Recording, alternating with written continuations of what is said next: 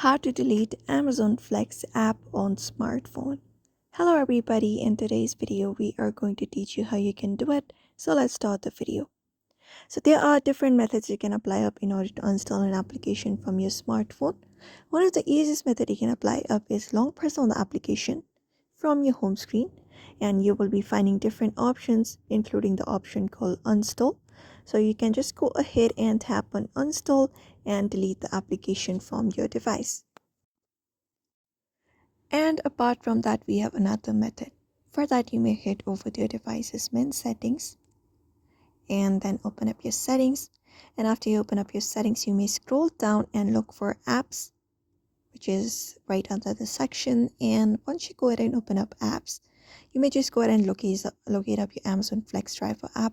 Amazon Flex app, this one right here. Just go ahead and open it up. And then once you open it up, what you can do is you may go ahead and tap on it, and once you tap on it, you should be finding Uninstall option right below on your screen.